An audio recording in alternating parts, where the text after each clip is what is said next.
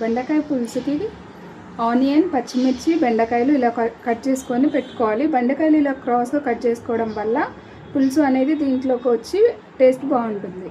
చేసుకొని మనం కడాయి పెట్టుకోవాలి. తగినంత ఆయిల్ పోసుకోవాలి.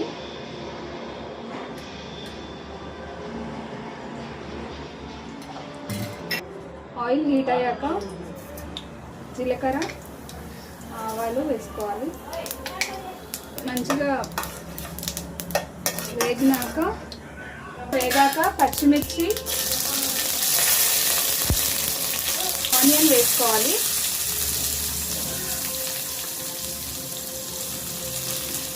ఫ్రై అవ్వాలి ఆనియన్, పచ్చిమిర్చి.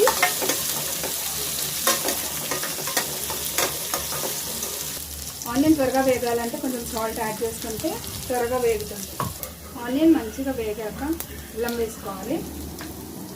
అల్లంని ఫ్రై చేసుకొని అల్లం బాగా వేగాలి, లేదంటే పులుసు అల్లం వాసన వస్తుంది. అల్లం ఇలా మంచిగా వేగాలి. ఇలా వేగాక మనం పసుపు యాడ్ చేసుకోవాలి.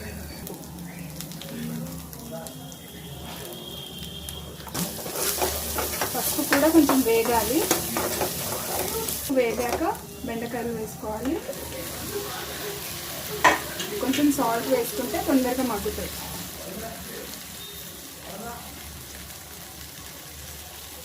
అనేది మంచిగా మగ్గాలి.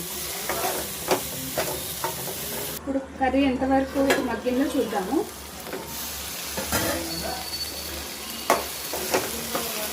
అయింది. ఇంకా కొంచెం అయితే మనం నెక్స్ట్ ప్రాసెస్కి వెళ్ళచ్చు. మగ్గినాయో లేదో చూసుకుందాం.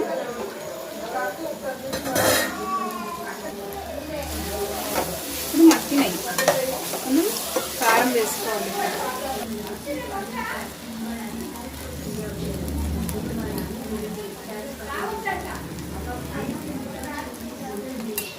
సరిపడా వేసుకోవాలి.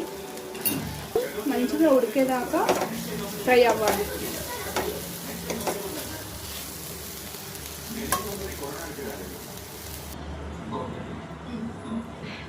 కారం ఉడికిందా లేదా ఒకసారి చెక్ చేద్దాం. కారం ఉడికింది.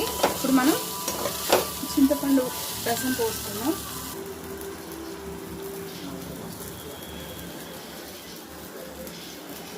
ఎంత చింతపండు అయితే సరిపోతుందో అంత చింతపండు మనం తీసుకొని ఇలా నానబెట్టుకొని ఇలా పిసికి వాటర్ పోయాలి.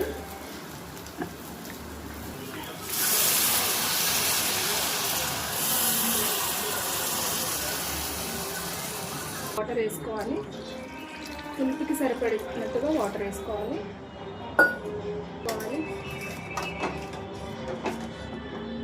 కలుపుకొని పులుపు, సాల్ట్ అన్నీ సరిపోయినా లేదా అని చెక్ చేసుకోవాలి. నాకైతే పులుపు సరిపోయింది. కొంచెం సాల్ట్ తక్కువ ఉంది. నేను సాల్ట్ యాడ్ చేసుకుంటున్నాను.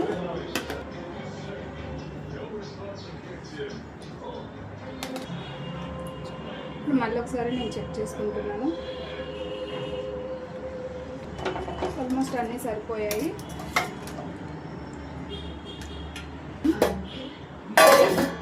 అయిందో చూద్దాం.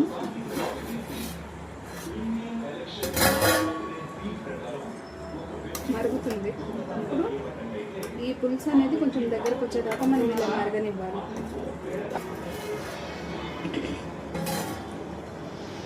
ఇలా మరుగుతున్నప్పుడు మంచి టేస్ట్ రావడానికి ఎల్లిపాయ, జీలకర్ర దంచుకొని ఇలా వేయాలి.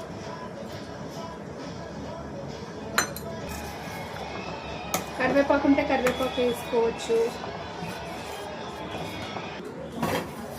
ఇప్పుడు పులుసు ఆల్మోస్ట్ అయిపోయినట్టే. లాస్ట్ మనం కొత్తిమీర యాడ్ చేసుకుందాం.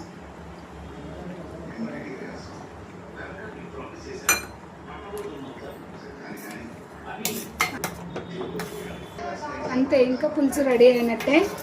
ఇప్పుడు మనం ఇంకా స్టవ్ ఆఫ్ చేసుకుందాం.